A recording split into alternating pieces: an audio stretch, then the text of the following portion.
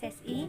Kali ini kita akan belajar tentang konsep dan prosedur penelitian tindakan kelas sebagai pemenuhan tugas KB1 saya pada PJJ BDK Jakarta tahun 2021 materi PTK bagi guru SMA /MA/SMK Angkatan 2 Provinsi Kalimantan Barat.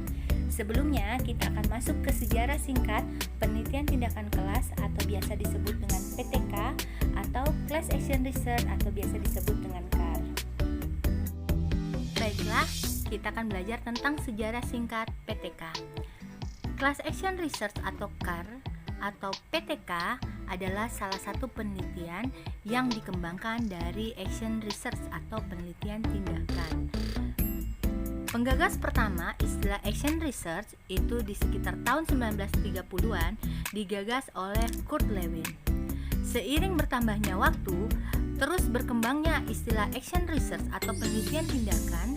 Pada tahun 1970, penelitian tindakannya berkembang menumbuhkan gerakan-gerakan berbasis komunitas dalam bentuk penelitian tindakan partisipatif, khususnya di dunia pendidikan. Kemudian pada era 1980, banyak dilakukan penelitian tindakan berbasis sekolah dengan fokus kepada pengembangan ekosistem sekolah. Berkembang kemudian di era tahun 1990, banyak penelitian tindakan yang dimulai dilakukan oleh guru dan fokus pada pengembangan kompetensi individu. Hingga tahun 2000, penelitian tindakan cenderung dilakukan atas inisiatif guru untuk melakukan kerjasama atau kolaborasi antar guru dengan dukungan satuan pendidikan yang berguna memperbaiki pendidikan di lingkungannya. Hingga sekarang, penelitian tindakan kelas terus dilakukan dan terus berkembang. Baiklah, selanjutnya kita akan belajar mengetahui pengertian atau definisi dari penelitian tindakan kelas PTK atau Class Action Research atau CAR menurut para ahli. Kebetulan yang saya rangkum ada 4 orang, yaitu yang pertama Kemis dan MC Taggart, Tomal, McCutcheon dan Jung, dan Rohiyati Wiraatmaja. Menurut Kemis dan MC Taggart, penelitian tindakan adalah sebuah bentuk penelitian kolektif dan reflektif yang dilaksanakan oleh partisipan dalam setting sosial yang bertujuan untuk meningkatkan mutu praktik. Menurut Tomal, penelitian tindakan adalah sebuah proses sistematis untuk menyelesaikan masalah dan melakukan perbaikan. Menurut McCutcheon dan Jung, penelitian tindakan kelas adalah sebuah kerangka konseptual, sosial, filosofi, dan kultural untuk melakukan penelitian yang dapat merangkul keragaman metode penelitian.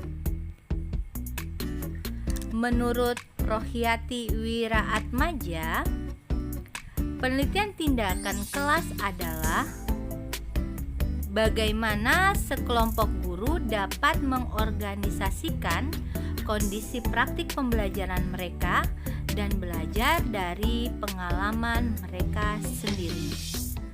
Selanjutnya, kita akan mengetahui definisi penelitian tindakan kelas berdasarkan rangkuman menurut para ahli dan menurut Kamus Bahasa Indonesia. Pengertian penelitian tindakan kelas. Penelitian itu adalah penyelidikan atau pencermatan. Sedangkan kata tindakan itu artinya memberikan perlakuan. Kelas sendiri adalah sekelompok siswa yang sedang belajar hal yang sama pada waktu yang bersamaan. Sehingga dapat disimpulkan, penelitian tindakan kelas adalah penelitian tindakan untuk memperbaiki mutu praktik pembelajaran di kelasnya, sehingga berfokus pada kelas atau pada proses belajar mengajar yang terjadi di dalam kelas. Setelah mengetahui sejarah dari penelitian tindakan kelas, kemudian definisi penelitian tindakan kelas, maka apa sebenarnya tujuan dari kita melakukan penelitian tindakan kelas? Adapun tujuan dari penelitian tindakan kelas, yang pertama, untuk meningkatkan proses dan hasil belajar di sebuah kelas. Yang kedua, meningkatkan kemampuan menerapkan metode ilmiah untuk menyelesaikan permasalahan dalam pembelajaran. Kemudian, bisa menciptakan peluang terjadinya perbaikan dan peningkatan layanan profesional. Yang terakhir, dapat juga meningkatkan budaya meneliti bagi guru. Mengetahui tujuan PTK, maka kita akan mengetahui manfaat dari melaksanakan penelitian tindakan kelas. Adapun beberapa manfaat umum PTK, yang pertama, mendorong perubahan di satuan pendidikan. Yang kedua, menggalang demokratisasi dalam pembelajaran karena melibatkan berbagai komponen pendidikan dalam menyelesaikan masalah pendidikan dan pembelajaran. Yang ketiga, membangkitkan setiap anggota kelas untuk terlibat dalam kolaborasi proyek. Yang keempat, menempatkan guru dan para penanggung jawab pendidikan sebagai pembelajar yang selalu berupaya untuk mempersempit kesenjangan antara visi pendidikan mereka dengan praktek pembelajaran yang ada di lapangan. Kemudian yang kelima, mendorong para pendidik untuk selalu mengevaluasi atau merefleksi praktek pembelajaran yang telah dilakukan. Yang keenam, sebagai wahana untuk menerapkan dan menguji coba ide-ide baru. Selain manfaat umum yang telah disebutkan, ada juga manfaat-manfaat khusus yang dapat dirasakan oleh guru, madrasah, maupun rekan sejawat. Yang pertama untuk guru, manfaat PTK bagi guru: 1. Meningkatkan ilmu pengetahuan yang sistematis dan objektif dalam mendukung peningkatan profesionalismenya sebagai guru. Yang kedua, sebagai bahan evaluasi terhadap praktek pembelajaran di lapangan. Yang ketiga, dapat memberikan nilai angka kredit bagi guru pegawai negeri sipil. Sedangkan untuk madrasah, dapat menciptakan iklim madrasah yang lebih baik. Yang kedua, akan meningkatkan budaya meneliti di lingkungan madrasah. Sedangkan bagi rekan sejawat, laporan PTK yang sudah diseminarkan dapat juga menjadi referensi atau renungan untuk melakukan PTK yang lain. Setelah mengetahui manfaat penelitian tindakan kelas, baik secara umum maupun secara khusus, kita akan lanjut mengetahui apa saja sih karakter dari penelitian tindakan kelas atau karakteristik penelitian tindakan kelas. Yang pertama, didasarkan pada masalah yang dihadapi guru dalam instruksional di dalam pembelajarannya dan adanya kesadaran guru untuk memperbaiki pola belajar mengajarnya.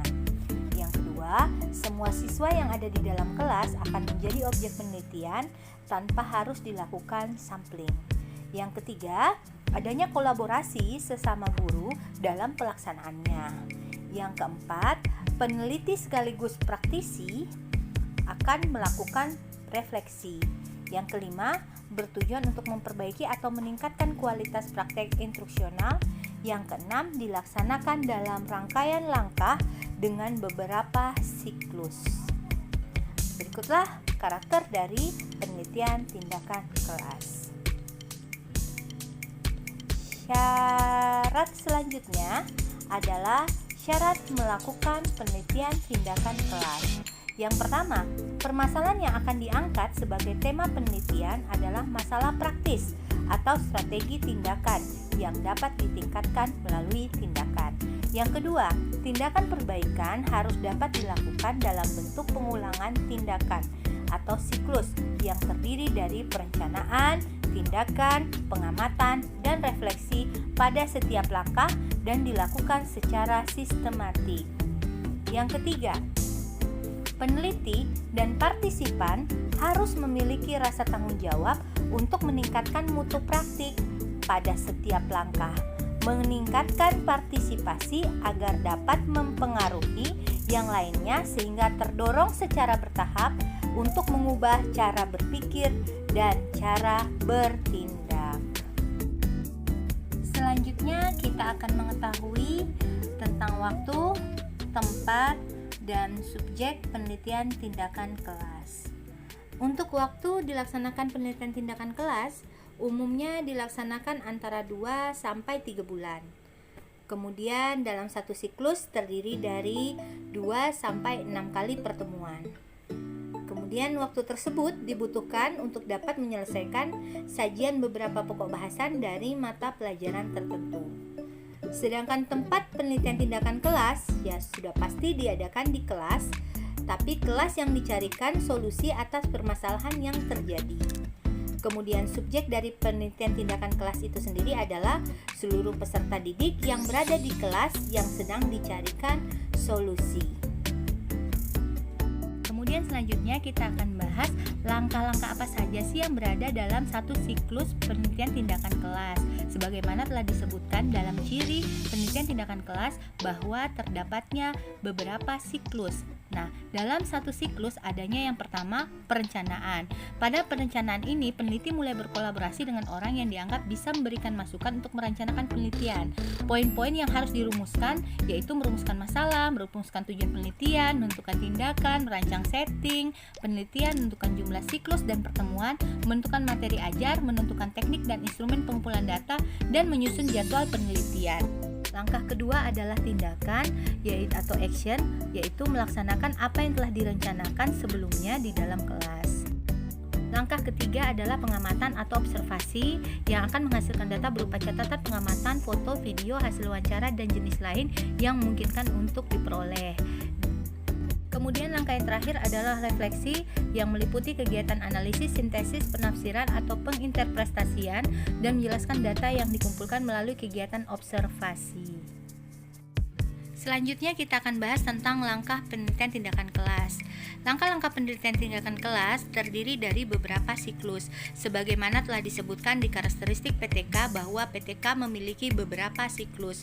Minimal siklus yang ada dalam PTK adalah 2 dan dalam satu siklus minimal terdapat 2 kali pertemuan. Sebelum melakukan siklus pertama, guru sebaiknya melakukan kegiatan pra-PTK atau refleksi awal sebagai bahan dasar untuk melakukan perencanaan siklus pertama.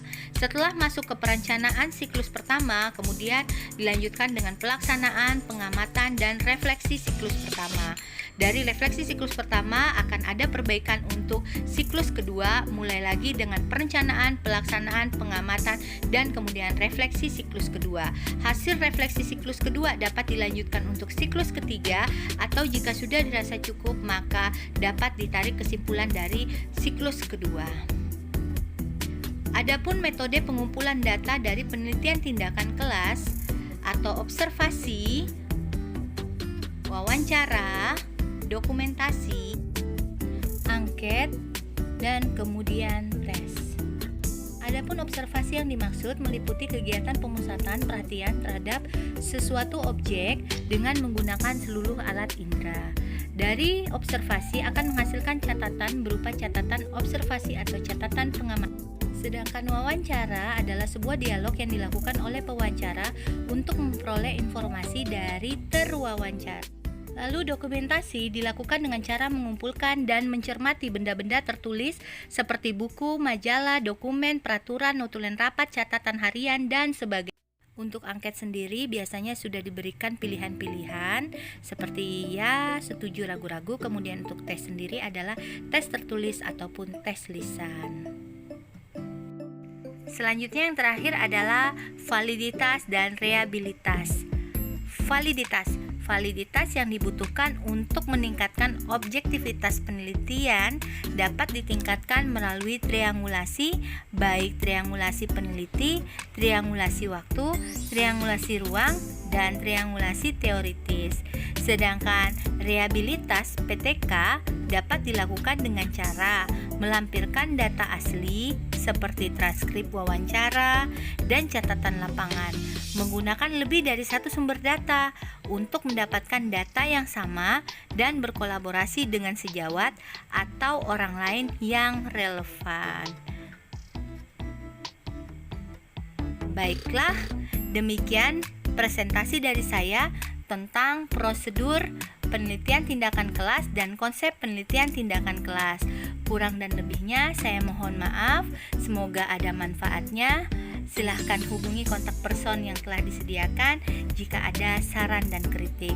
Terima kasih. Wassalamualaikum warahmatullahi wabarakatuh. Sampai jumpa lagi.